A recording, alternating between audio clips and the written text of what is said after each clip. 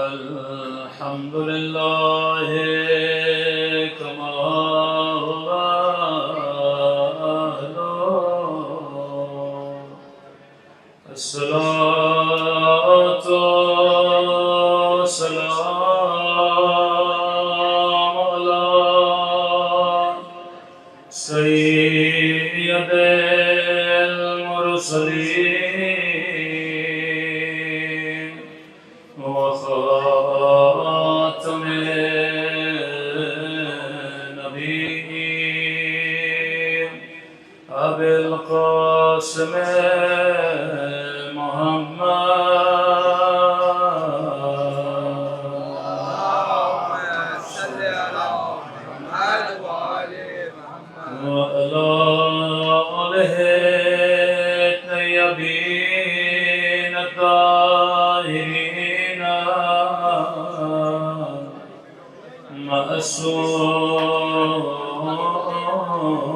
معصومين صدق ابن ملکی ظہور کی دعا اللہم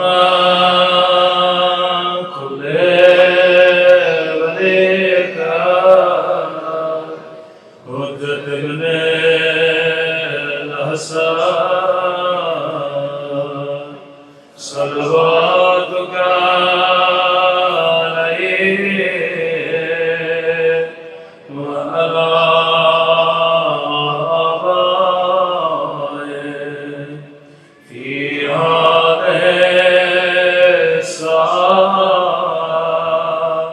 وفي كل وليا وحافظا وقائدا ودليلا وعينا حتى تسكنه أرضك طوعا وتمتعه فيها طويلا برحمتك يا أرحم الراحمين.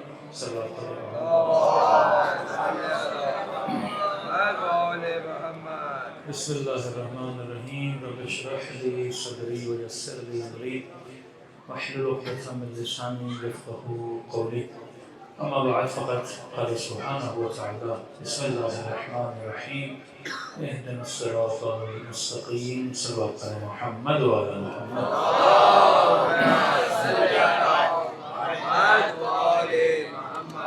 دعا ہے پروردگار عالم ہم سب کی عبادتوں کو اپنی بارگاہ میں قبول فرمائے اور جو مقصد زندگی لے کر سرزمین کربلا پہ تشریف لائے خدا مند اس مقصد میں بھی ہم سب کو کامیابیاں کامرانیاں نصیب فرمائے. پہلی مجلس جو مشین شروع ہونے سے پہلے ہم نے پڑھی ہم نے عرض کیا کہ خدا نے ایک دعا مرد اور عورت دونوں پر واجب قرار دی اور وہ دعا ہے اہدنا الصراط المستقیم. کہ شیعہ ہو سنی ہو ہر کسی نے یہ دعا کرنی ہے اور فرمایا دعا کس چیز کی ہے کہ خدا مجھے سیدھے راستے پہ چلنے کی توفیق نصیب کرے. پھر اس راستے کو خدا ڈسکرائب کرتا ہے کس کا راستہ ہے جن پہ میں نے اپنی نعمتوں کو نازل کیا. نعمت والے کون ہیں؟ جن پہ میں کبھی غضبناک نہیں ہوا، جو کبھی گمراہ نہیں رہے. مطلب خدا کلو دے رہا ہے، بتا رہا ہے کہ تم نے زندگی میں کن کے راستے پہ چلنا ہے. اب اگر یہ دعا مانگنی ہے تو دعا مانگنے کے لیے نماز پڑھنی پڑے گی. اگر کسی نے یہ کہنا ہے اہدنا الصراط المستقیم اور خدا نے اس دعا کو نماز میں رکھا تو ہر بندے پہ نماز کیا ہے؟ واجب ہے. ہمارے آیت اللہ مظاہری تھے، ان کے پاس کچھ لوگ گئے مولانا یہ چند جوان ہیں جو بڑے گمراہ ہیں تو ان کو کوئی نصیحت کریں. تو انہوں نے ایک سوال کیا کہ نماز پڑھتے ہیں کہ نہیں؟ قبلہ ہاں نماز پڑھتے ہیں. کہ پھر پرواہ نہیں، کیونکہ آگے پیچھے کر کے نماز ہی ان کو گناہوں سے کیا کر لے گی؟ بچا لے گی. الصلاۃ تنہا عن الفحشاء والمنکر، یہ نماز ہے جو انسان کو فحشاء سے بھی بچاتی ہے، منکر سے بھی بچاتی ہے۔ اس نماز میں ایک دعا ہے، اہدنا الصراط المستقیم، اے خدا ہمیں صراط مستقیم پہ چلا۔ پھر معصوم سے پوچھا گیا مولا یہ کس کا راستہ ہے؟ فرمایا وہ صراط علی بن ابی طالب۔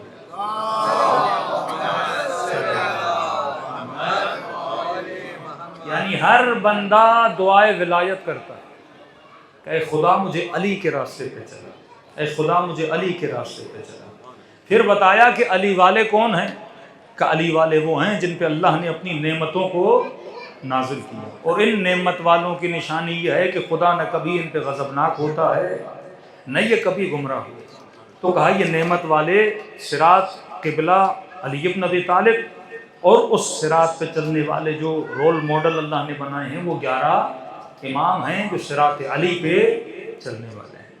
پھر ہم نے ایک مثال دی کہ اگر واقعاً فزیکل اس صراط کو ہم دیکھنا چاہیں کہ وہ کون سا راستہ ہے جن پہ اللہ کی نعمتیں نازل ہو رہی ہیں، تو ہم نے کہا اس وقت دنیا میں اگر فزیکلی کوئی ایسا راستہ بنایا جائے جہاں پہ نعمت ہی نعمت ہو تو یہ 80 کلومیٹر کا ٹریک ہے۔ واقعاً کسی اس دن مومن کہہ رہا تھا مولانا دل میں آتا ہے پانی پئیں تو پانی مل جاتا ہے، دل میں آتا ہے لسی پئیں تو لسی مل جاتی ہے، دل میں آتا ہے شربت پئیں تو شربت سامنے آ جاتا ہے۔ تو میں نے کہا جنت میں بھی تو یہی ہے، بندہ ارادہ کرے گا چیزیں سامنے آ جائیں گی، مطلب مادی نعمتیں بھی فراواں اور روحانی نعمتیں بھی فراواں، جذبہ ایثار بھی ہے، جذبہ قربانی بھی ہے۔ یہ وہ راستہ جن پہ خدا کبھی غضبناک نہیں ہوا، جو کبھی گمراہ نہیں ہوا۔ اس راستے پہ چلنے والے کے ذہن میں کبھی گمراہی کا تصور ہی نہیں، مرد بھی چل رہے ہیں عورتیں بھی چل رہی ہیں لیکن آپ کو گمراہی نہیں، ہدایت ہی ہدایت نظر آتی ہے۔ کبھی نہیں ملتا کوئی مومن کسی مومن پہ کیا کرے، غصہ کرے۔ تو یہ راستہ تھوڑا بہت ہمارے وجود میں اہل بیت کی خوشبو کو پیدا کر دیتا ہے کہ وہ ایثار کا جذبہ جو علی ابن ابی طالب میں تھا، یہ ایثار کا جذبہ ہمیں یہاں پہ نظر آتا ہے۔ وہ قربانی کا جذبہ کہ اندھیری راتوں میں امیر المومنین اپنی پیٹھ پہ بوریاں اٹھا کے یتیموں کو دیتے تھے۔ آج دیکھ رہے ہیں مومن کھانا بوریوں میں جمع کر کر کے یہاں جمع کر رہے ہیں تاکہ مومنین کیا کریں، کھائیں۔ یہ اتنی سخاوت، یعنی آپ دنیا میں شاید 400 میٹر دکھا سکیں، 500 میٹر دکھا سکیں، میکسیمم 1 کلومیٹر کی آپ راستہ دکھائیں، 80 کلومیٹر بندہ چلے، 80 کلومیٹر نہ کھانے کی کمی، نہ پینے کی کمی، نہ سونے کی کمی، تو یہ کون سا راستہ ہے؟ نعمت والا راستہ ہے۔ تو خدا نے فزیکل اگر یہ راہ کسی کو دی ہے تو اہل بیت علیہ الصلوۃ والسلام کے چاہنے والے پر کہا نا کہ در امیر المؤمنین اور در اہل بیت پر آؤ گے تو خدا نعمتوں سے کیا کرے گا، مالا مال کرے گا۔ لیکن جس چیز کی طرف آپ کو متوجہ کرانا چاہتا ہوں، آج ایک بہت بڑی کرٹیکل کچھ باتیں چل رہی ہیں۔ اب ذکر حسین کرنے والے آپ کو بہت ملیں گے۔ ہم کہتے ہیں مثلا گاندھی بھی امام حسین کا ذکر کرتا تھا، یہ جارج جرداق مسیحی ہے، کرسچن ہے، وہ بھی ذکر امیر المومنین کرتا ہے۔ یا بہت بڑی یونیورسٹیز میں کئی کرسچنز، کئی جوز آپ کو ملیں گے تو اہل بیت علیہ الصلوۃ والسلام کا ذکر کرتے ہیں۔ اب سوال ہے کہ ایک ہندو اگر مشی کر رہا ہے، ایک کرسچن اگر مشی کر رہا ہے، ایک اہل سنت اگر مشی کر رہا ہے اور ساتھ میں ایک شیعہ مشی کر رہا ہے، اس میں فرق ہے۔ وہ بھی محبت اہل بیت میں آ رہے ہیں اور آپ بھی عشق امیر المومنین میں آ رہے ہیں، کوئی فرق ہونا چاہیے نا۔ اس وقت دنیا میں سب سے بڑا جو فرق ہے کہ جہاں تک امام حسین آپ کو لانا چاہتے ہیں، وہ فرق یہ ہے کہ یہاں پہ 2 طرح کے آپ کو لوگ ملیں گے۔ ایک وہ ہیں جو ذکر حسین کرنے والے صرف، دوسرے وہ ہیں جو ذکر حسین کے ساتھ ساتھ فکر حسین بھی لیتے ہیں۔ ذکر کا اپنا فائدہ ہے، میں نہیں کہتا فائدہ نہیں ہے، ذکر علی عبادت، علی کا ذکر کرنا عبادت، لیکن یہ عبادت کب بنتا ہے؟ جب اس ذکر کے ساتھ ساتھ کیا ہو، فکر امیر المومنین بھی، کیونکہ آپ کو لشکر کربلا میں ذکر نظر آتا ہے کہ مثلا کیا شمر نمازی نہیں تھا، کیا ابن سعد نمازی نہیں تھا، کیا جناب حر نمازی نہیں ہیں، کیا جناب حبیب نمازی نہیں ہیں، اگر آپ نمازوں کو گننا شروع کرو گے کہ مثلا شمر نے کتنے حج کیے تھے، حبیب نے کتنے حج کیے تھے، تو شاید کچھ لوگ اصحاب حسین سے آگے نکل جائیں، کیونکہ 17 حج کیے ہیں شمر نے۔ کوانٹٹی پہ اگر جاؤ گے تو کوانٹٹی خوارج میں بہت زیادہ ہے، ماتھوں پہ سجدوں کے نشان ہیں، اتنے روزے رکھیں، پیٹ پہ پتھر باندھ کے رہنے والے، اتنا زہد اختیار کرنے والے۔ لیکن جنگ کس چیز کی جنگ؟ یہاں پہ جنگ ذکر خدا کی جنگ نہیں ہے، کیونکہ وہاں بھی نماز جماعت لگ رہی ہے، لشکر حسین میں بھی نماز جماعت لگ رہی ہے۔ شمر بھی کہہ رہا ہے اہدنا الصراط المستقیم، ہور بھی کہہ رہا ہے اہدنا الصراط المستقیم۔ اور مقام تعجب یہ ہے کہ شمر اہدنا الصراط المستقیم کہنے کے بعد بھی قاتل حسین بنا، اور ہور اہدنا الصراط المستقیم کہنے کے بعد ناصر حسین بنا۔ دعا تو ایک ہے، ورڈز تو سیم ہیں، نماز وہ بھی پڑھے، دعا مانگ رہا ہے خدا مجھے صراط مستقیم پہ ہدایت دے، یہاں اور بھی کہہ رہا ہے خدا مجھے صراط مستقیم دکھلا اور ہدایت دے۔ تو سوال تو کر سکتے پروردگارا دعائیں سیم ہیں، ایک قاتل کیوں بنا، ایک ناصر کیوں بنا؟ تو اللہ کی آواز آئے گی، دیکھو شمر بھی ذکر کر رہا تھا، اور بھی ذکر کر رہا تھا، پر فرق یہ تھا کہ شمر صرف ذکر کر رہا تھا اور ذکر کے ساتھ فکر بھی کر رہا تھا۔ تو ہدایت میرے عزیز اس سے ملتی ہے جو کس کو لے کے چلتا ہے؟ فکر کو لے کے چلتا ہے۔ آپ اپنے گھر کے پنجرے میں ایک طوطا پالیں اور طوطے کو سکھائیں یا حسین، صبح سے شام تک یا حسین یا حسین یا حسین کرتا رہے، لیکن طوطا جو یا حسین کہہ رہا ہے، اس کے یا حسین کہنے میں فکر حسین نہیں، نہ اس کو کوئی اجر ملے گا۔ ایک کیسٹ پہ آپ لگا لیں اور اس کو ریپیٹیشن پہ لگا لیں کہ مثلا 10,000 ٹائم کیسٹ بولے یا حسین، تو کیسٹ کو ثواب ملے گا؟ آپ ایک کیسٹ بنوا لگاتے ہو، گاڑی کی جو ٹیپ ہے، آپ جب ٹریولنگ کرتے ہو تو وہ پوری گاڑی کی ٹیپ لاؤڈز کیا پڑھتے ہیں؟ نوہیں پڑھتا۔ کوئی مومن بولے کہ مولانا یہ لاؤڈ بڑے متبرک ہیں، میں گاڑی بیچوں گا تو لاؤڈ نکال لوں گا، کیونکہ ان لاؤڈوں نے 2 سال یا حسین کہا، ان کو چوموں گا بھی، گھر پہ رکھوں گا بھی، اور آج کے بعد ان لاؤڈوں کو ہم سیل نہیں کریں گے، کیونکہ لاؤڈوں نے کیا کہا ہے؟ یا حسین۔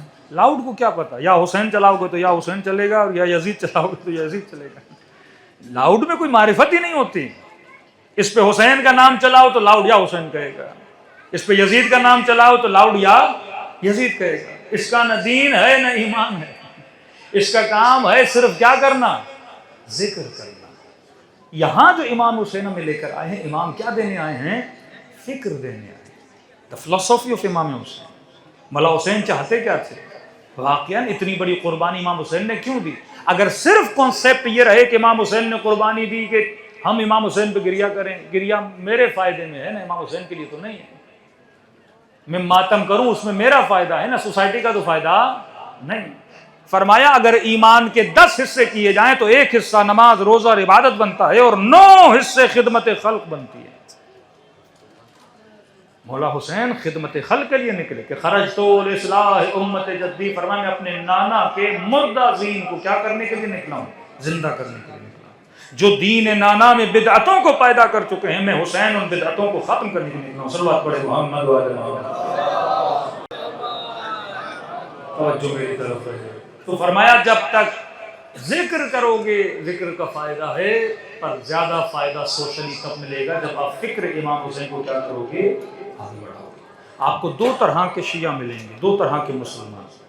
ایک وہ مسلمان جو ذکری مسلمان ہیں، جنہوں نے خانقاہیں بنائیں، ہاتھ میں تسبیح لی، اللہ اللہ اللہ اللہ، جو صبح سے شام تک مصلی پہ بیٹھ رہے ہیں، خدا اسرائیل کو غرق کر، ہے خدا اسرائیل ہوگا۔ کہتے ہیں مولانا فلاں مفتی صاحب کا تعویذ بڑا لگتا ہے۔ میں نے کہا جتنے پیسے بولے ہم دینے کے لیے تیار ہیں، ایک تعویذ بناؤ نتنیاہو ختم ہو جائے، کوئی ایک پھونک مارے ظالم ختم ہو جائیں، فلاں بہت بڑا جادو کرے، کوئی ایسا جادو کرواؤ فلاں ختم ہو جائے۔ پاسبل ہے کہ امام حسین کو وہ ذکر نہیں آتا تھا؟ کیا مولا حسین کے پاس وہ پھونک نہیں تھی؟ ارے سب کو چھوڑیں کہ خدا کے پاس پاور نہیں؟ جس طرح قوم عاد، قوم سمود، قوم نوح کو تباہ و برباد کر دیا، آج اللہ تباہ و برباد کر دے۔ لیکن کوشچن یہ خدا کب تک اپنا ہاتھ نظام قدرت کے بیچ میں لائے؟ کہ اگر سب کچھ خدا نے کرنا ہے تو پھر ہم کس کے لیے بیٹھے ہیں؟ کہ اللہ ہدایت کے لیے بھی نبی بھیجے، ہر چیز کے لیے ولی بھیجے، کتابیں بھیجے، اور ہر ولی کو امت کیا کر دے؟ قتل کر دے۔ کیا آخری نشانی بچی امام مہدی؟ اب خدا نے کہا کہ میں مہدی کو اٹھا لوں گا یا پردے غیب میں ڈال دوں گا۔ اب جب تک تم قابل نہیں ہوتے، کیونکہ لڑنا امام نے لیڈ کرنا ہے، لڑنا کس نے؟ آپ نے اور میں نے۔ لشکر لوگوں سے بننا ہے، اللہ فرشتوں کا لشکر تو نہیں بھیجے گا دنیا میں۔ یزید سے کون لڑے گا؟ کوفیوں نے یزید سے لڑنا ہے۔ امام حسن کی کون مدد کرے گا؟ اہل کوفہ کریں گے۔ مولا حسین اگر جنگ میں فتح یابی حاصل کرتے ہیں یا امیر المؤمنین حاصل کرتے ہیں تو تک و تنہا علی کو نہیں لڑنا پورے لشکر سے۔ مولا کے پاس جب تک مالک نہیں، جب تک سلمان نہیں، جب تک ابو ذر نہیں، جب تک عمار نہیں، جب تک حجر ابن عدی نہیں، جب تک ابن عباس نہیں، جب تک ابو ایوب انصاری نہیں، یہ اصحاب حسین علی کے بازو ہیں۔ فرمایا پریکٹیکلی جب معاشرہ اپنی حالت کو نہیں بدلتا، اب خدا نے بھی وعدہ لیا ہے کہ خدا تمہاری حالت کو نہیں بدلے گا، کیونکہ جتنا سمجھانا تھا، جتنی کتابیں بھیجنی تھی اللہ نے بھیج دی۔ اب انسان نے سوچنا ہے کہ واقعا ایک تو یہ چیز یاد رکھیے کہ آج کل جو سیکولر طبقہ ہے وہ جوان کو سب سے پہلے کیسے گمراہ کرتا ہے؟ اس وقت سب سے زیادہ اسلام کو ذکری مسلمانوں نے نقصان دیا ہے، خانقاہی مسلمان جو کہیں کہ ایک درگاہ کے اندر بیٹھ جاؤ، ایک گھر کے اندر بیٹھ جاؤ اور مصلے پہ مثلا 10,000 مرتبہ یہ پڑھو، 5,000 مرتبہ یہ پڑھو، صلو علی الحبیب کہو، اور دن رات کیا کرتے رہو؟ ذکر کرتے رہو، اسلام کیا پا جائے گا؟ ترقی پا جائے گا۔ تو وہ یہی کہتے ہیں کہ تمہیں مولویوں نے اور ملاؤں نے خیالی پلاؤ پہ لگا دیا۔ کس پہ لگا دیا؟ کہ ذکر کرو جنت ملے گی، حور ملے گی، غلمہ ملیں گے، دودھ کی نہریں ملیں گی، شہد کی نہر۔ اب کو یہ صبح سے شام تک لگا ہوا ہے دودھ کی نہروں کے پیچھے۔ یعنی آپ کانسیپٹ تو کریں کہ ایک بندہ نماز پڑھے حور کے لیے، اس کی نماز بھی شہوانی نماز ہوئی نا، الہی نماز تو نہیں ہوئی۔ یہ روزہ رکھے کہ مجھے وہاں پہ کیا ملیں؟ پیٹ والی نعمتیں، دودھ پیٹ کے لیے، ساری چیزیں پیٹ کے لیے، تو اس کی نماز بھی کیا بن گئی؟ شہوانی نماز بن گئی نا۔ مطلب نماز پڑھ رہا ایک لذت نکاح کو لینے کے لیے، تو نماز اللہ کے لیے تو نہیں ہوئی نا۔ یہ اللہ قرآن میں مثالیں دے رہا ہے مسلمانوں کو کہ واقعی اگر تم ان مادیات کے پیچھے ہو تو یہ مادیات میرے پاس بہت زیادہ ہیں۔ اگر میں دنیا کو اتنا حسین بنا سکتا ہوں تو سوچو میں اپنی جنت کو کتنا حسین بنا سکتا ہوں۔ صلوات پڑھیں محمد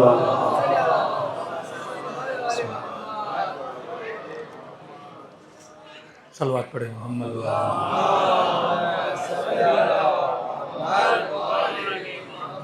باتیں بری تو نہیں لگ رہی؟ صلوات پڑھیں محمد والے۔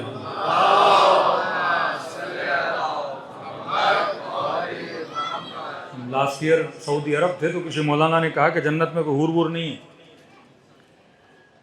تو وہ ایک بوڑھے صاحب تھے، وہ ناراض ہو گئے، کہا یہ جنت ہی مجھے نہیں چاہیے۔ ایک طرف ایک مولوی بولتا ہے اتنا ذکر کرو یہ ملے گا، دوسری طرف آپ بول رہے ہیں یہ نہیں ہے۔ نعمتیں ہیں جنت میں لیکن ہدف جنت یہ نہیں۔ یہ تو خدا صرف ظاہری ان عربوں کو بتا رہا ہے کہ تم اگر کھجوروں اور باغوں، کیونکہ عربستان میں باغ نہیں ہوتے تھے، صحرا، باغات نہیں، نہریں نہیں، دودھ کے لیے ترستے تھے، انار انہوں نے دیکھا نہیں، کیلے انہوں نے دیکھے نہیں۔ تو اللہ نے کہا جو جو تمہارے پاس یہاں نہیں ہے وہ سب کچھ میں تجھے وہاں دوں گا۔ اب ایک بندہ سوئٹزرلینڈ میں رہے، اسے آپ بولو کہ وہاں باغ ملے گا، باغ میں کوئی نئی چیز ہے اس کے لیے؟ ایک بندہ امیر ہو، مالدار ہو، وہ تو سوئمنگ پول کس کا بنا دے؟ شہد کا بنا دے، دودھ کا بنا دے، اور آپ بولو اسے وہی ملے، کہتے ہیں ساری چیزیں یہاں مل رہی ہیں تو اتنی محنتیں میں وہاں کے لیے کیوں کروں؟ تو یہ جو ذکری مسلمان تھا، ذکری شیعہ تھا، کہ جس نے پوری قوم کو کس پہ لگا دیا؟ صرف ذکر پہ لگا دیا، خانقاہی امتیں بنا دیں کہ تم صبح سے شام تک اللہ اللہ کرتے رہو، صبح سے شام تک کیا کرتے رہو؟ ذکر۔ ذکر کرنا عبادت ہے، لیکن یہ ذکر ہدف تک تب پہنچے گا جب اس ذکر میں فکر بھی کیا ہو جائے؟ شامل ہو جائے۔ اب کہا کہ مولویوں نے تمہیں کیا دیا؟ خیالی پلاؤ دیا، کہ یہ سارے ادیان عالم جو ہیں، ریلیجنز جتنے بھی ہیں، وہ ہندوازم ہو، وہ اسلام ہو، وہ کرسچینٹی ہو، کہ دیکھو انگریزوں نے کب ترقی کی؟ جب ہم نے جوانوں کو دین سے کیا کر دیا؟ دور کر دیا، کیونکہ انہوں نے کلیسا میں اور چرچ میں ان کو خیالی پلاؤ پہ لگا دیا تھا، یہ کرو گے تو یہ ملے گا، وہ کرو گے تو وہ ملے گا۔ یہاں پہ امیر المومنین صحیح دین کی تشریح کرتے اور امام حسین، مدینے والے اپنی نمازوں میں پڑے ہوئے تھے، مکے والے اپنے حج میں لگے ہوئے تھے، اور امام حسین کربلا کی طرف جا رہے تھے۔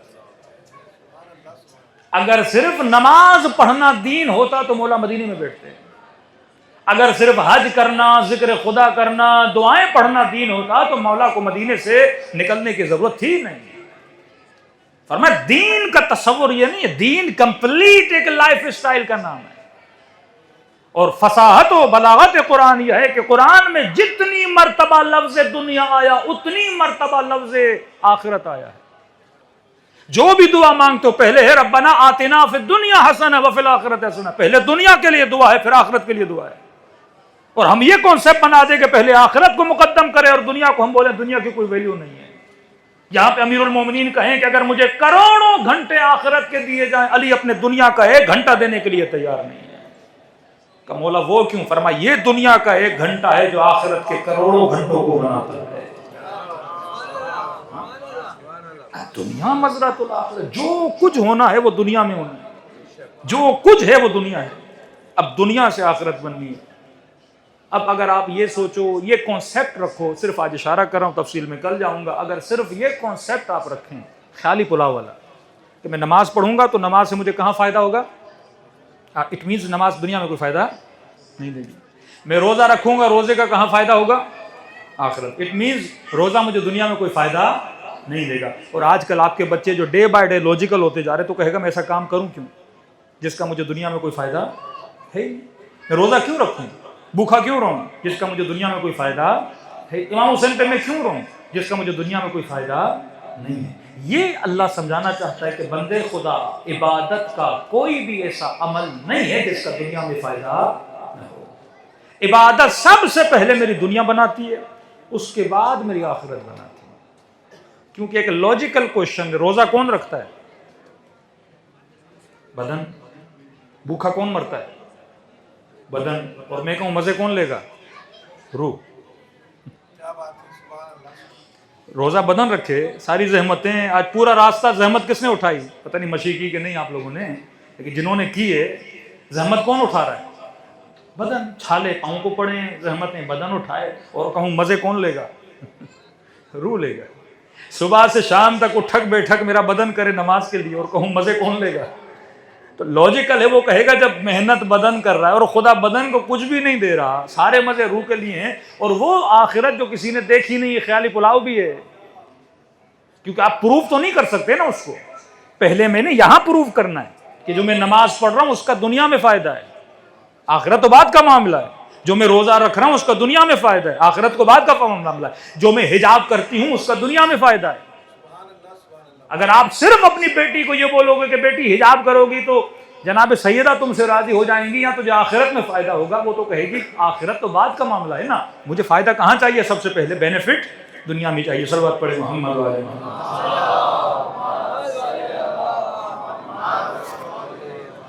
تو میں نے نوٹ کیا کسی حد تک ان اینٹی اسلام یا اینٹی ریلیجن یا سیکولر لوگوں کی باتیں صحیح ہیں، کیونکہ پوری تاریخ اسلام میں مولویوں نے واقعاً دین کو خیالی پلاؤ بنایا، یعنی کہ سجدے کرو، نماز کرو۔ یہ 8ویں امام کے زمانے کے بعد لوگوں نے قرآن پڑھنا چھوڑ دیا تھا۔ ایک پوری تحقیق ہوئی کہ ایک بندے نے ہزاروں کی تعداد میں جھوٹی حدیثیں بنائی قرآن کی آیتوں کی پڑھنے کی فضیلت میں۔ مثلاً سورہ یوسف پڑھو گے جنت میں اتنے باغ بنیں گے، سورہ نساء پڑھو گے تو پتہ نہیں اتنے نہریں بن جائیں گے۔ تو اس کو کسی نے کہا بندے خدا کیوں اتنی جھوٹی حدیثیں بنا دو؟ کہا کہ اللہ مجھے ثواب دے گا کیونکہ لوگ قرآن سے دور ہو گئے، لہٰذا میں گاڑتا جا رہا ہوں، یہ کرو گے تو یہ ملے گا، وہ کرو گے تو وہ ملے گا۔ لیکن امیر المومنین فرماتے یہ کہنے کی ضرورت ہے ہی نہیں۔ اگر کوئی چیز آپ کو فائدہ دے رہی ہے آپ آٹومیٹیکلی اس چیز کی طرف بڑھو گے۔ اگر ڈاکٹر آپ کو کہے کہ آپ یہ ایکسرسائز کرو گے اس سے 2 سال آپ کی زندگی بڑھے گی، آپ زندگی بھر اس ایکسرسائز کو کبھی چھوڑو گے نہیں۔ اب آئیے میں ذرا پریکٹیکل آپ کو بتا دوں. پہلے تو یہ ذہنوں بٹھائیے دین کی کوئی بھی ایسی پریکٹس نہیں ہے جس کا دنیا میں فائدہ نہ ہو. آخرت بات کا سبجیکٹ ہے. آپ پہلے پروو کریں کہ اس کا دنیا میں فائدہ ہے, دین ہمیں اس کا آخرت کا بھی فائدہ ملے گا. کیونکہ جتنی عبادت کی ایکٹیویٹیز ہیں وہ کون کر رہا ہے؟ ہماری باڈی کر رہی ہے. اگر میرا بدن نماز پڑھ رہا ہے تو فائدہ بدن کو ملنا چاہیے. اگر میرا بدن روزہ رکھ رہا ہے تو فائدہ بدن کو ملنا چاہیے. اگر میرا بدن مشی کر رہا ہے تو فائدہ کس کو ہونا چاہیے؟ بدن کو ہونا چاہیے. جب بدن کو فائدہ ہوگا تو آٹومیٹیکلی پھر اس کا فائدہ عالم آخرت میں بھی مجھے ملے گا. ہاں دین یہ کہتا ہے کہ اس لیے نہ کرو کہ جسٹ بدن کے لیے. آغا قراتی کہتے ہیں کہ شدید گرمی تھی اور نگاہ پڑی نہر سے ٹھنڈا پانی جا رہا تھا. اب میں نیت کی بات کر رہا ہوں. تو کہتے ہیں جب پانی پہ نگاہ پڑی, شدید گرمی بھی, بندے کو پیاس بھی, تو دل تو کرتا ہے ٹھنڈے پانی سے بندہ ذرا ہاتھ منہ دھوئے, بازو دھوئے.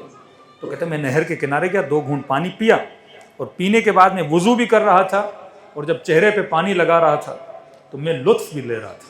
کیونکہ ایک تو گرمی, اور جب پانی چہرے کو لگ رہا تھا تو مجھے بہت مزہ آ رہا تھا. کہتے جب وضو کر لیا سائڈ میں بیٹھا, اور قراتے کہتے ہیں میں سوچنے لگا یہ وضو اللہ کے لیے تھا یا مزے کے لیے تھا. کیونکہ میں نے وضو سے کیا لیا, پھر کہتے ہیں میں نے دوبارہ جا کے وضو کیا, تاکہ نیت یہ ہو کہ قرب خدا ملے. لیکن جب قرب خدا ملے گا تو دنیا بھی بنے گی, آخرت بنے گی. اب مولا علی کا ایک فرمان سنیے. مولا فرماتے ہیں ہمارے شیعوں کی نشانیوں میں سے ایک نشانی یہ ہے کہ شیعہ دن میں 51 رکعت نماز پڑھتے ہیں, مستحبات اور واجبات کو ملا کے. کتنی نمازیں؟ 51 رکعت نماز. اور آپ کسی بھی پڑھے لکھے ڈاکٹر کے پاس جائیں, بولے میں نے بیماریوں سے بچنا ہے, تو کہتا ہے منیمم آپ نے 1 آور کیا کرنی ہے؟ فزیکل ایکسرسائز کرنی ہے. 51 رکعت کا مطلب اگر ایک رکعت میں 1 منٹ بھی لگے تو کتنے منٹ ہو گئے؟ 51 منٹ ہو گئے. تو ہم جب 51 رکعت نماز پڑھیں گے تو اس میں جسم کا بھی فائدہ ہے, انسان کی روح کو بھی فائدہ ہے. آپ جب روزہ رکھتے ہو تو آپ پروو ہو چکا ہے کہ روزہ انسان کو کینسر سے کیا کرتا ہے؟ بچاتا ہے. آپ جب سجدے میں جاتے ہو تو سب سے زیادہ بلڈ سرکولیشن کس میں ہوتی ہے؟ انسان کے برین میں ہوتی ہے. آج کہتے ہیں کہ اگر آپ نے برین ہیمریج سے بچنا ہے, الزائمر سے بچنا ہے, یا برین ٹیومر سے بچنا ہے, تو کہتے ہیں انسان اپنے سر کو نیچے کرے, ٹانگیں اوپر کرے, تاکہ چند منٹ کے لیے بلڈ پورا کہاں پہ آ جائے؟ برین میں آ جائے. اور پھر مولا امیر فرماتے ہیں کہ جب بندہ سجدے میں ہوتا ہے تو سب سے زیادہ اللہ کے قریب ہوتا ہے. تو سجدہ قرب خدا بھی لاتا ہے اور جسم کی صحت بھی لاتا ہے. تو اگر نسلوں کو یہ بتاؤ گے, دین کا یہ اینگل دکھاؤ گے کہ میرے لال اگر یہ کرو گے تو فائدہ تمہیں بھی ہے, آخرت میں بھی. اب عورت پہ خدا نے حجاب کو واجب کیا, ٹھیک ہے, جس چیز کی ڈیمانڈ ہو اس کی ویلیو ہوتی ہے. عورت کا وجود مرد کے لیے ڈیمانڈیبل ہے. اسلام کہتا ہے کہ عورت کی ویلیو ہے. کل میں نے کہا نا, قیمت و امرئن ہمت ہو, ہر انسان کی قیمت کا پتہ اس کی ہمت سے چلتا ہے. جب مرد کسی خاتون سے نکاح کرتا ہے تو اسلام نے ایک لفظ استعمال کیا, حق مہر. مہر کہتے ہیں محبت کو, کہ عورت اپنی محبت کا حق دریافت کرے گی, یعنی فری میں کسی کو محبت نہیں دے گی. اسلام عورت کو کیا دے رہا ہے؟ ویلیو دے رہا ہے کہ یہ فری میں اویلیبل وجود نہیں ہے. دوسری طرف دوسروں نے کیا کیا, عورت کو فری میں مرد کے لیے کیا کر دیا؟ دریافت کر دیا. اور ہم بچوں کو مثالیں دیتے ہیں کہ جس چیز کی ویلیو ہوتی ہے اسے انسان چھپا کے رکھتا ہے, جس چیز کی ویلیو نہیں ہوتی انسان اسے چھپاتا نہیں ہے. پتھر آپ کو روڈوں پہ ملتے ہیں, سونا آپ کو تجوریوں میں ملتا ہے. اور یہ میں نے اپنی آنکھوں سے کئی چیزیں ہم دیکھ چکے ہیں کہ جہاں حجاب زیادہ ہے وہاں خاتون کی ویلیو بھی زیادہ ہے, ڈیمانڈ بھی زیادہ ہے. جہاں حجاب بالکل نہیں ہے وہاں عورت کی کوئی ویلیو بھی نہیں ہے. مطلب وہاں عورتیں سب کچھ کرتی ہیں تاکہ مرد ہمیں دیکھے, پھر بھی نہیں دیکھتے کیونکہ اتنی خواتین اویلیبل ہیں, اس کو دیکھنے کی ضرورت کیا ہے. اور ایسے ایسے کام کرتی ہیں, وہ کانوں میں سوراخ, ایسے ایسے قسم کا میک اپ کرتی ہیں تاکہ مرد کی ہماری طرف کیا ہو؟ توجہ. یوکے میں خاتون نے اپنے بال کٹوا دی, گنجی ہو گئی, تو لوگوں نے کہا عورت کا حسن بال ہے, آپ نے بال کیوں کٹوائے؟ کہ نہ کٹواتی تم لوگ دیکھتے مجھے. صرف اس لیے کہ لوگ دیکھیں وہ کیا ہو گئی؟ گنجی ہو گئی. لیکن مسلم خاتون کو یہ سب کچھ کرنے کی ضرورت نہیں ہے. اللہ نے حجاب نہیں اس کے حسن کو رکھا ہوا ہے. اللہ نے اس کی ویلیو ہی کس میں رکھی ہوئی ہے؟ حجاب میں. تو کیوں خدا ہیومن کی سائیکولوجی کو جانتا ہے کہ انسان کو کیا پسند ہے، انسان کو کیا پسند نہیں ہے، معاشرے میں کس طرح ایک سالم، ایک اچھا معاشرہ بنایا جائے. جب تک ہم اسلام کے اینگلز کو زندہ نہیں کریں گے تب تک دین ہمیں سمجھ میں نہیں آئے گا. تو اگر ذکر امام حسین کر رہے ہو تو ساتھ میں فکر امام حسین کو بھی لیا کرو، کیونکہ یہ فکر امام حسین ہے جو معاشرے کو کیا دیتی ہے؟ زندگی دیتی ہے. صلوات پڑھیں محمد.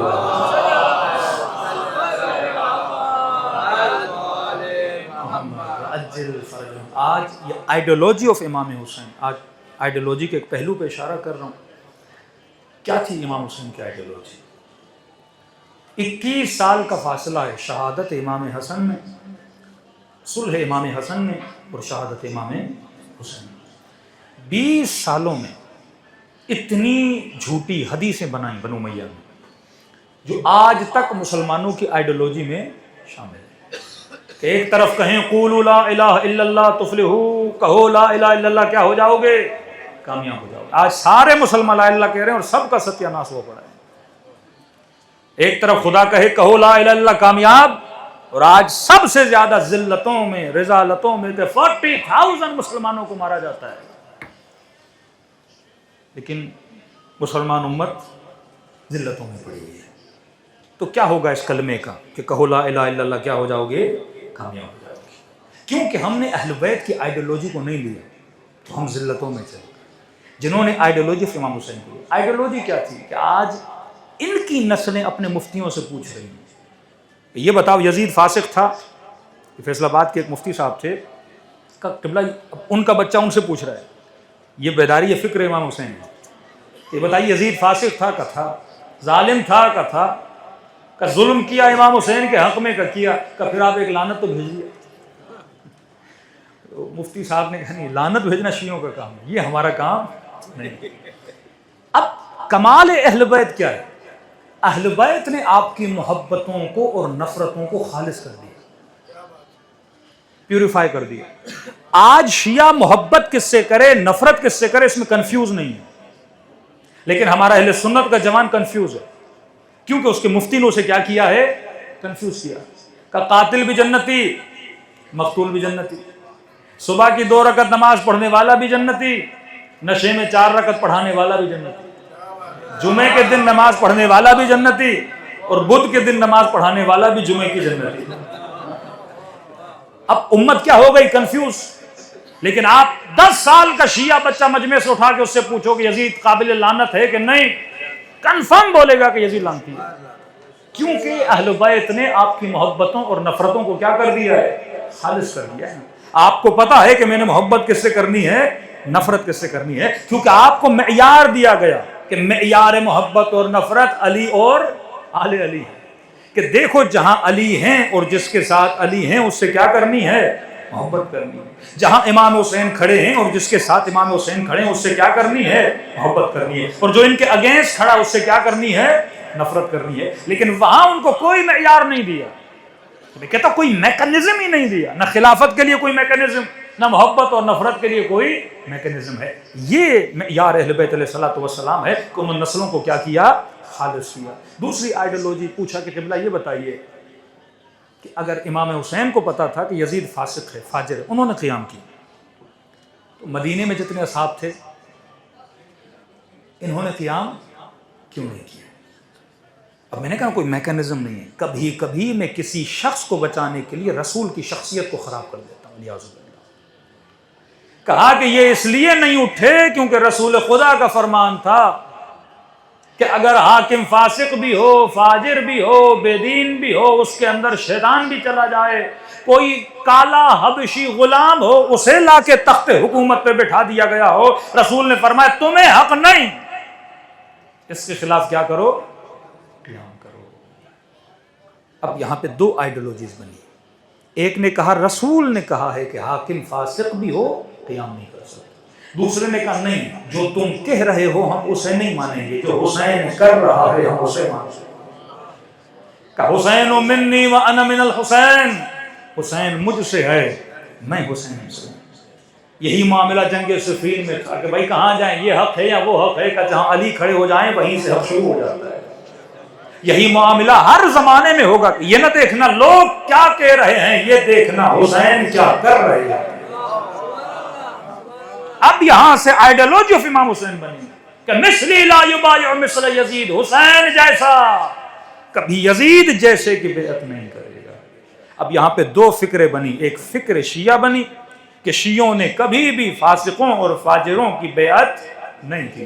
دوسری فکر اہل سنت و جماعت بنی، انہوں نے کہا کیسا بھی آ جائے وہ ہمارا حاکم ہے. تو کبھی بنو عباس آئے، کبھی بنو امیہ آئے، کبھی عثمانیہ آئے، آپ نہیں دکھا سکتے کہ اہل سنت نے کبھی بھی حاکموں کے خلاف کیا کیا ہو، قیام کیا ہو. لیکن آپ کو ملے گا کہ شیعوں نے حاکموں کے خلاف کیا کیا ہے، قیام کیا ہے، کیونکہ ہمارے امام حسین نے کیا کیا تھا، قیام کیا تھا. ریولیشن اگر آپ کو نظر آتی ہے تو یا یمن میں نظر آتی ہے، یا لبنان میں نظر آتی ہے، یا عراق و ایران میں نظر آتی ہے، کہیں اور جگہ پہ آپ کو ریولیشن نظر نہیں آتی. معاشروں کی لیڈرشپ علماء کے ہاتھ میں اگر نظر آتی ہے تو صرف شیعہ سوسائٹیز میں نظر آتی ہے، ورنہ جتنی بھی اہل سنت کی حکومتیں ہیں آپ دیکھو گے لیڈرشپ کن کے پاس ہے، فاسقوں اور فاجروں کے پاس ہے. تو ہم نے کل امام بھی کسی عالم کو مانا تھا، آج ہم لیڈر بھی کسی عالم کو مانتے ہیں.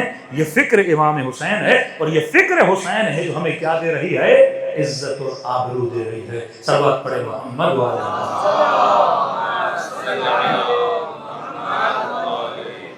تو یاد رکھیے دشمن کو نہ ذکر خدا سے خطرہ ہے، نہ ذکر اصحاب سے خطرہ ہے، نہ ذکر اہل بیت سے خطرہ ہے. ان کو خطرہ ہے تو ذکر پلس فکر کہ آئیڈیالوجی نہ لو. آپ ایک کنٹری بناؤ، اسلامک کنٹری بولو، یہاں پہ مسلمان رہتے ہیں، لیکن وہاں پہ جو نظام ہوگا وہ وہی ویسٹرنائز ہوگا، تو ان کو کوئی مسئلہ نہیں ہے. کہتے ہیں ٹھیک ہے. کئی جوان کہتے ہیں مولانا سیکولرزم کا مطلب کیا؟ میں نے کہا گھر میں ٹی وی ہے کہاں، میں نے کہا ہاتھ میں ریموٹ ہے کہاں، میں نے کہا ریموٹ پہ قرآن کا چینل لگاؤ، پھر دل کرے گانے کا چینل لگاؤ، پھر دل کرے مکہ دیکھو، پھر دل کرے مثلاً کوئی گندی جگہ دیکھو. مطلب ہر چیز تمہارے لیے کیا ہو، اویلیبل ہو. ایک ایسی سوسائٹی جس کا دل کرے مسجد میں جائے، جس کا دل کرے مندر میں جائے، جس کا دل کرے عبادت کرنے جائے، اور جس کا دل کرے گناہ کرنے جائے. امام حسین ایک ایسی سوسائٹی بنا رہے تھے جس میں صرف انسان کے لیے اگر اویلیبل ہو تو عبادت اور روحانیت انسان کے لیے اویلیبل ہو جائے. یہ آئیڈیالوجی تھی جس سے دشمن کو بڑا خطرہ تھا. یزید کہہ رہا تھا نہیں، نام خدا بھی لو اور کام شیطان بھی کرو. امام نے کہا نہیں، اگر حاکم بگڑ جائے تو قومیں بھی کیا ہو جاتی ہیں، بگڑ جاتی ہیں. فتویٰ کس نے دیا تھا میرے عزیز؟ قاضی شریح، قاضی القضات، chief justice of Muslim society, پڑھا لکھا بندہ، فتویٰ دیا کیا، الیاذ باللہ امام حسین واجب القتل ہے. کہاں سے نکالا فتویٰ؟ وہ جھوٹی حدیث میں کہ حاکم کے خلاف قیام کرنا حرام، اور جو قیام کرے چاہے کوئی بھی ہو، نبی نے کہا اس کا سر اس کے دھڑ سے کیا کر دیا جائے، جدا کر دیا جائے. یا آپ جب لفظ سنتے ہیں نا کہ میرے چوتھے امام گریہ فرما کر کہتے ہیں کہ میرے بابا حسین عاشورہ کے دن ترس گئے تھے، میرے بابا کو کوئی سلام کرے. آج امیجن کر سکتے ہو کہ نواز رسول کو بولا جائے یہ مسلمان نہیں ہے، اسے سلام نہیں کرو، سلام مسلمانوں کو کیا جاتا ہے. آج بادشاہ کہتے ہیں مولانا ہمیں مسلمان نہیں کہتے. میں نے کہا نواز رسول کو بولا کہ مسلمان نہیں ہے، وہ ظلم کیا جس کی مثال نہیں ہوتی. کہتے ہیں امام حسین نے آخر میں ایک جملہ بولا لشکر یزید کو کہ ہم بحث خلافت کو چھوڑ دیتے ہیں، بحث حق و باطل کو چھوڑ دیتے ہیں، لیکن اگر اپنی عقلوں سے پوچھو کہ حسین بہتر ہیں یا یزید، آج کے مسلمان سے پوچھا جائے کسے چوز کرو گے، حسین کو یا یزید کو؟ فزیکلی بھی دیکھا جائے، عادات میں، عبادات میں، اخلاق میں کون بہتر ہے؟ کہ کم از کم اپنی عقل استعمال کرتے تب بھی ان کو یزید کی طرف جانا نہیں چاہیے تھا. یہ ہوس کا غلبہ جب انسان کی عقل پہ چڑھ جاتا ہے کہ امام حسین نے ابن سعد کو کہا کہ تجھے نہیں پتا میری طرف آؤ گے جنت دے گا. حسین تو جنت کا خواب دکھا رہا ہے. یزید نے لکھ کے دیا ہے کہ رے کی حکومت ملے گی، کہ جنت بھی میٹھی ہے پر رے کی حکومت زیادہ میٹھی ہے. امام نے کہا بدبخت رے کی حکومت تو دور، تجھے رے کی زمین کے گندم کا دانہ بھی نصیب نہیں. آج دنیا حر کو یاد کرتی ہے، آج دنیا مسلم ابن اوسجہ کو یاد کرتی ہے، کیونکہ یہ وہ تھے جنہوں نے اپنی جانوں کا نذرانہ دیا آقا امام حسین کے لیے، کیونکہ ان کو پتہ تھا کہ صحیح کیا ہے اور غلط کیا ہے۔ ایک واقعہ ہے امام حسین کے حوالے سے، 18,000 کچھ کہتے ہیں 19,000 خط لکھے امام حسین کو۔ اب یہ نہیں تھا کہ خط ایک دن میں پہنچ جاتا، کئی لوگوں نے خط لکھے، کئی مہینے لگ گئے امام حسین کو آتے آتے، تو کئی لوگ کام کے لیے نکل جاتے تھے، تجارت کے لیے نکل جاتے تھے۔ انہی خط لکھنے والوں میں سے ایک بندہ تجارت پہ نکل گیا، کہتے بہت نقصان اٹھا کے واپس آیا کوفے۔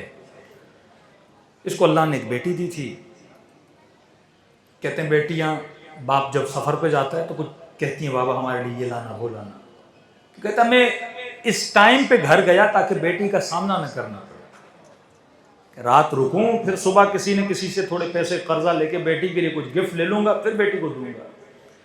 اتفاق سے جب گھر کا دروازہ کھولا تو بیٹی اور بیوی دونوں صحن میں گویا میرے انتظار میں بیٹھی تھی، اور بیٹی کی نگاہ جیسے باپ پہ پڑی کا دوڑی دوڑی آئی اور میرے سینے سے لپٹ گئی۔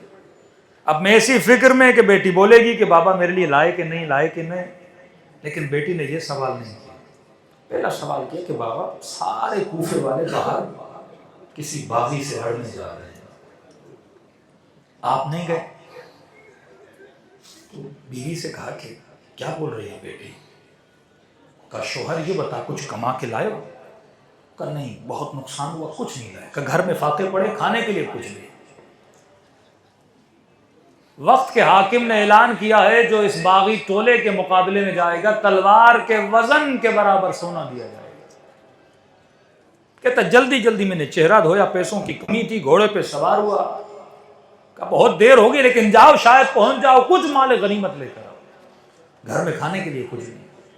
کہتے دوڑا دوڑا سرزمین کربلا پہنچا، کیا دیکھا لاشیں بکھری ہوئی ہیں، خیموں کو آگ لگا رہے ہیں۔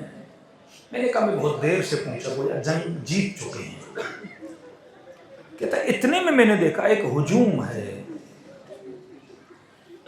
جو ایک شخص کی طرف بڑھ رہا ہے اور چیخ و پکار کر رہے ہیں یہ باغی ہے اسے مارو۔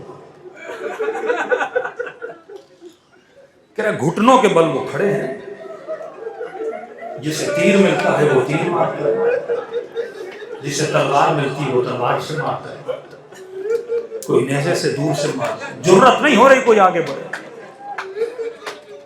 ایک اترائی کی جگہ ہے جہاں وہ بیٹھا ہے، یہ دور سے مارے جا رہے ہیں، اور کہہ رہا کہ اسے کچھ بھی نہ ملا وہ پتھر اٹھا کے مارا۔ کہتا میں نے بھی ایک پتھر دیا کہ میں کیوں پیچھے رہوں، اور کہہ رہے ہیں یہ باغی ہے لہٰذا باللہ مارو اسے۔ کہتا میں بھی آگے بڑھا اور اس کے قریب گیا، لیکن مجھے پتا تھا وقت کا حاکم بڑا ظالم بھی ہے، بے دین بھی ہے، کہیں ایسا تو نہیں مجھے کسی غلط جگہ پہ بھیج دیا، پہلے تحقیق تو کروں یہ کون ہے۔ کہتا بھی پتھر مارنے سے پہلے میں نے کہا ذرا اس کا چہرہ دیکھوں اور اسے ایک سلام کروں، اگر جواب دیتا ہے تو مسلمان ہے، اگر نہیں دیتا تو اسلام سے نکلا جائے۔ میں نے کہا السلام علیکہ ایھا الشیخ الکبیر، اے بوڑھے تجھ پہ میرا سلام۔ کہا جیسے میری آواز سنی تو انہوں نے اپنا سر اٹھایا، کہتا جیسے سر اٹھانا میں نے ماتھے پہ سجدے کا نشان دیکھا۔ میں نے کہا نہیں یہ بات نہیں ہو سکتی، جس کا چہرہ اتنا نورانی، وہ بڑے پیار سے مجھے دیکھ کے کہا کہ تو یہاں پہ کیا کر رہا ہے؟ میں نے کہا آپ مجھے جانتے ہیں؟ عجیب ہو، خط بھی لکھتے ہو،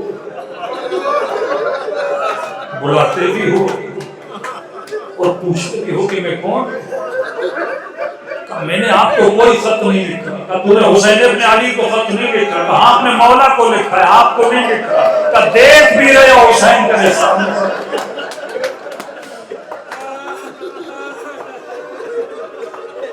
میں اکثر جوانوں کو سمجھانے کے لیے کہتا ہوں پوری زندگی امام زمانہ کا کوئی نام لے کہ مجھے مولا نظر آئیں اور ایک دن نظر آ جائیں اور خدا نہ خاصہ تو اپنے امام کو پتھر مار رہا ہو اور تجھے پتا چلے کہ یہ میرا امام ہے تو کیا گزرے گی وجود؟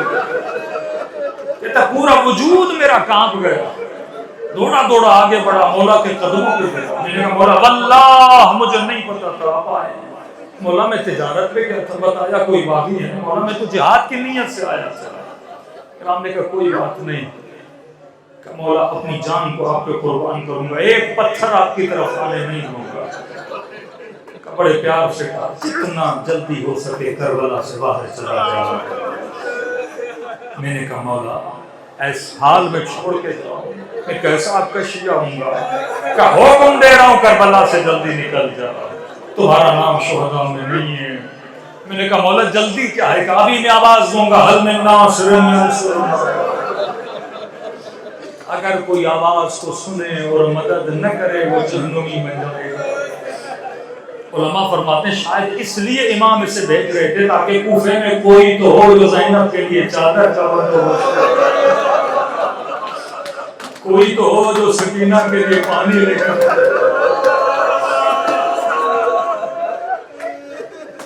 کہتے جب یہ فرمایا نا کہ حکم دے رہا ہوں تو دور ہو جا مجھ سے اور کوفے واپس چلا جا. کہتا ہے روتے ہوئے مولا سے دور ہوا, چند قدم آگے بڑھا, مجھے کہا ذرا میرے قریب تو آ. کہتا دوڑا دوڑا گیا کہ شاید اذن جہاد ملے. جی مولا جان قربان کرو. کہ اس کے لیے نہیں بلایا. کہتے ہیں زخمی ہاتھوں سے اپنی انگلی سے ایک انگوٹھی اتاری اور کہا ہاتھ آگے کر. میں نے آگے کیا, انگوٹھی کو میرے ہاتھ پہ رکھا. کہ مولا یہ کس کے لیے دے رہے ہیں. فرمایا اللہ نے تجھے بیٹی دی ہے, بیٹیاں بابا سے بڑا پیار کرتی. جب تو سفر پہ گیا تھا تیری بیٹی نے تجھ سے انگوٹھی مانگی. باپ کو یاد نہ رہا پر حسین کو یاد رہا. کہ یہ انگوٹھی جا کے بیٹی کو دینا, بس اتنا کہنا جسے تو مارنے گیا تھا وہ باقی نہیں تھا تیرا نمازی مولا. میں کہوں جسے غیروں کی بیٹیوں سے اتنا پیار ہو. جب مولا کی سکینہ نے تماچے کھائے دلوں کو ذریعہ حسین کی طرف متوجہ کرو اور ایسے سلام کرو جیسے اس بچی نے اپنے بابا کو سلام کیا. السلام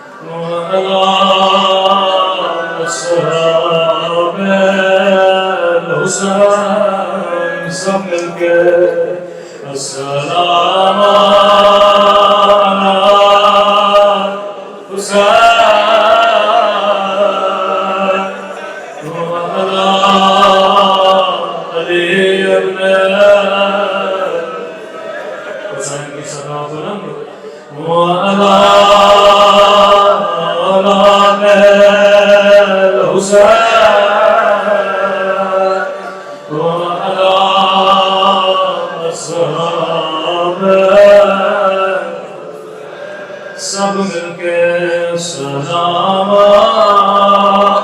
علی الحسین وعلی حسین وعلی اولاد الحسین وعلی اصحاب. میرا سلام ہو نمے سے رخساروں پہ جن کا رنگ بدل رہا.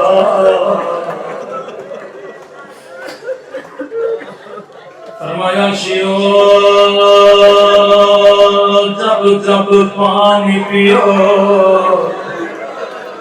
میری سکینہ کو یاد کیا کرو، ایک ایک گھونٹ کے لیے میری بچی کو تماچے مارے۔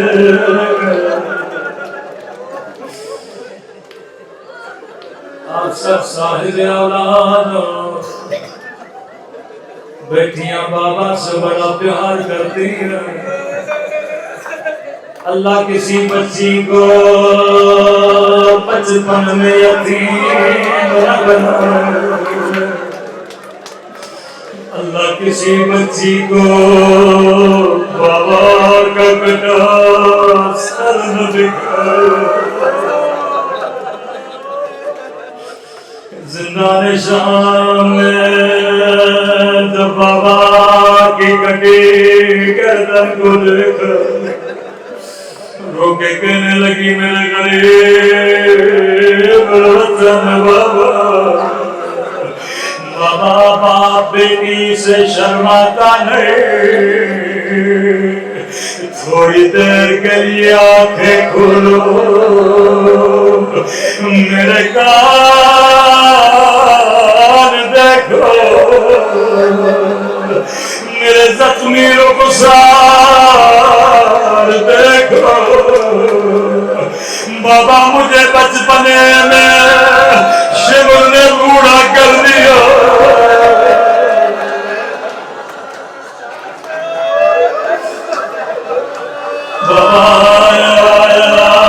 میں تاریخ کی واحد بچی ہوں جس کی کمر بچپنے میں جھک گئی ہے۔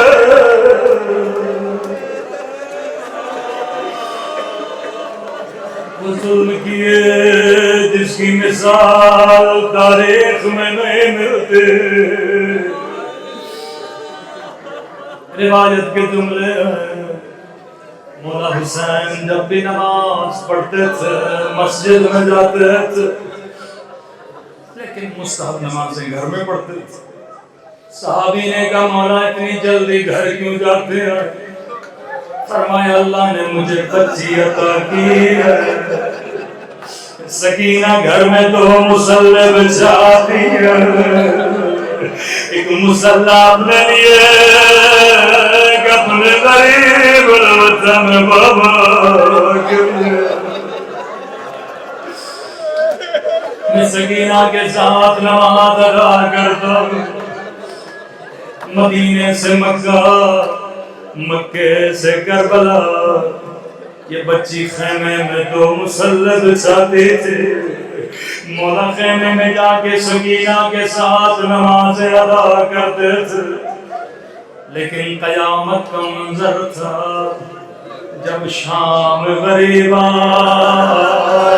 آ گئی، نماز عصر کا وقت ہوا، بچی نے خیمے میں دو مصلی بچھایا، ایک مصلی اپنے لیے ایک اپنے بابا کے لیے۔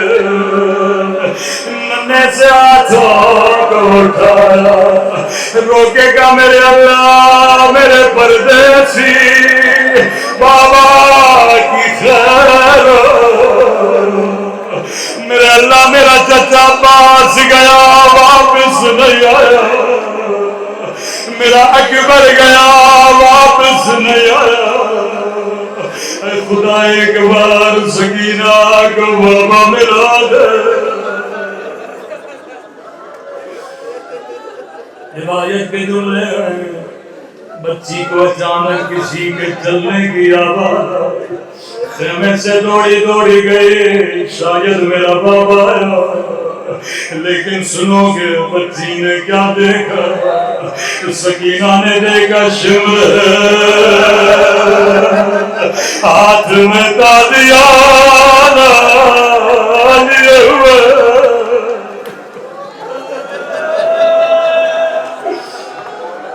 اللہ کسی بچی کو بابا کا قاتل نہ دکھائے۔ 4 سالہ بچی کو کیا پتا قاتل کیا ہوتا ہے؟ نہیں نے جیسے دیکھا بچی دوڑے دوڑے خیمے سے باہر آئی، کہنے لگا سکینہ کس کا انتظار کر رہی ہو؟ رو کے کہنے لگی بڑی دیر ہو گئی میرا بابا نہیں آیا۔ کہنے لگا سکینہ کیا بابا کو دیکھنا چاہتی ہو؟ کہا مجھے بابا کی بڑی یاد آئی ہے۔ اب روایت کے جملے بڑے سخت ہیں، امام زمانہ اگر مجلس میں موجود ہے مولا مجھے معاف کریے گا، جیسے کہ مجھے بابا کی بڑی یاد آئی ہے۔ راوی کہتا ہے نہیں کے ہاتھوں میں حسین کا کٹا ہوا سر تھا، سر کو بچی کی طرف پھینک دیا۔ اے شمر تیرے ہاتھ کٹ جاتے تو کبھی میرے مولا کا سر نہ پھینکتا۔ بچی بابا بابا کر کے آگے بڑھے، روکے کا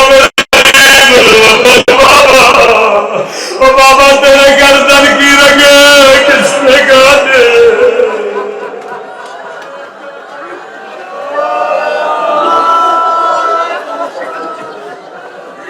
بابا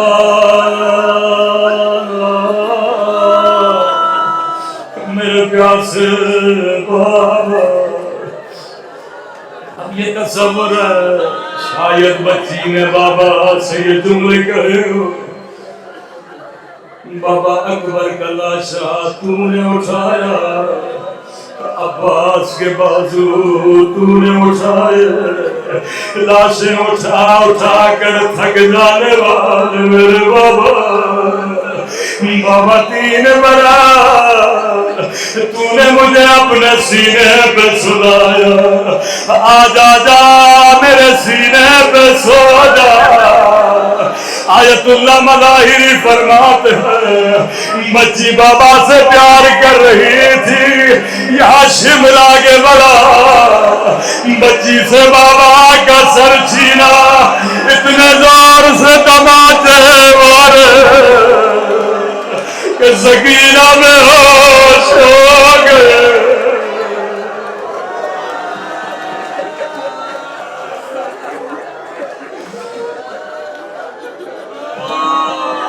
ام المصائب زینب شریکت حسین زینب، گھومتے گھومتے جب خیمے میں پہنچی کیا دیکھا؟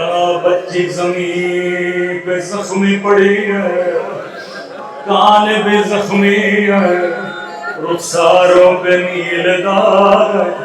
مجھے نہیں پتا سیدان سکینہ کو کیسے ہوش میں لایا ہوگا، شاید اتنا روئی بچی کی آنکھیں کھلی۔ قدیمی عزادارو ذرا سوچ کے بتاؤ سکینہ نے پہلا سوال کیا ہوگا؟ بچی نے یہ نہیں کہا پھوپھی اماں شمر نے میرے در اتارے، بچی نے یہ نہیں کہا پھوپھی اماں مجھے تماچے مارے گئے، بچی نے یہ نہیں کہا پھوپھی اماں میرے بابا کہاں ہے۔ جیسے آنکھیں کھلی بابا کا نہیں پوچھا، کانوں کی شکایت نہیں کی، رخساروں کے زخموں کا نہیں بتایا۔ روایت کے جملے ہیں جیسے زینب پہ نگاہ پڑے پہلا سوال کیا او پھوپھی اماں آپ کی چادر کہاں ہے؟ زینب نے کہا سکینہ جو شمر تیرے